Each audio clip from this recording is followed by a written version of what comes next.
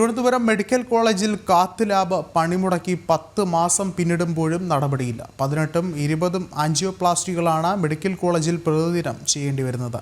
സാമ്പത്തിക പ്രതിസന്ധിയാണ് പുതിയ കാത്ത് ലാബ് സ്ഥാപിക്കാത്തതിന് കാരണമായി അധികൃതർ പറയുന്നത്.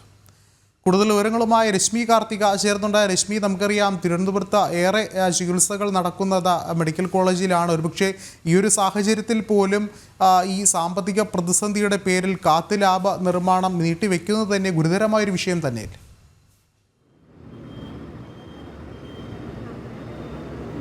വിഷ്ണു, തിരുവനന്തപുരം മെഡിക്കൽ കോളേജിൽ 2 കാത്ത് ലാബുകളാണുള്ളത്. ഇതിൽ ഒരു കാത്ത് ലാബിന്റെ പ്രവർത്തനം ഏതാണ്ട് നിലച്ചിട്ട് 10 മാസമാകുന്നു. 9-10 മാസമായി ഇതിന്റെ പ്രവർത്തനം നിലച്ചിട്ട് 100 കണക്കിന് രോഗികളാണ് പ്രതിദിനം തിരുവനന്തപുരം മെഡിക്കൽ കോളേജിൽ ചികിത്സ തേടിയെത്തുന്നത്. ആൻജിയോപ്ലാസ്റ്റി എന്ന ഒരു ദിവസം നടത്തുന്നത് ഏതാണ്ട് 15-20ഓളം പേരിലാണ്. അപ്പോൾ ഒരു കാത്ത് ലാബിന്റെ പ്രവർത്തനം തടസ്സപ്പെടുകയാണെങ്കിൽ ഏതാണ്ട് പകുതിയോളം ആൻജിയോപ്ലാസ്റ്റി ഒന്നും തന്നെ നടത്താൻ കഴിയാത്തൊരു സാഹചര്യത്തിലേക്ക് എത്തും. ഇപ്പോൾ നിലവിൽ ചെയ്തുകൊണ്ടിരിക്കുന്നത് എത്തുന്ന രോഗികൾക്കൊക്കെ മറ്റൊരു ഡേറ്റ് നൽകി അവരെ മാറ്റുകയാണ് ചെയ്തത്. ഇതുവഴി സാധാരണക്കാർക്കുണ്ടാകുന്നത് വലിയ രീതിയിലുള്ള ബുദ്ധിമുട്ടുകളാണ്. ഇതിൽ രോഗികളുടെ മരണം ഉൾപ്പെടെ ഇതുവഴി സംഭവിക്കുന്നു എന്നുള്ളതാണ് ഈ രോഗികൾ പറയുന്ന ഒരു കാര്യം.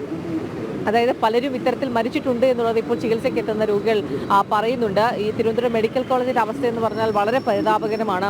ഇവിടെ അടിസ്ഥാന സൗകര്യങ്ങളൊക്കെ ഒരുക്കുന്നതിൽ വലിയ രീതിയിലുള്ള ഒരു വീഴ്ച, മരുന്ന് ലഭ്യതയില്ല. അതോടൊപ്പം തന്നെ ഇത്തരത്തിലുള്ള കാത്ത് ലാബുകളോ അല്ലെങ്കിൽ ഉപകരണങ്ങളോ കേടായാൽ അത് ശരിയാക്കുന്നില്ല. അതിൽ കാരണമായി ചോദിക്കുമ്പോൾ അധികൃതർ പറയുന്നൊരു കാര്യം കടുത്ത സാമ്പത്തിക പ്രതിസന്ധി തന്നെയാണ്. ഏതായാലും ഉടൻ ഈ കാത്ത് ലാബ് പ്രവർത്തനം ആരംഭിച്ചില്ലെങ്കിൽ രോഗികൾ വലയുമെന്നുള്ളൊരു കാര്യത്തിൽ യാതൊരു സംശയവുമില്ല. വിഷ്ണു.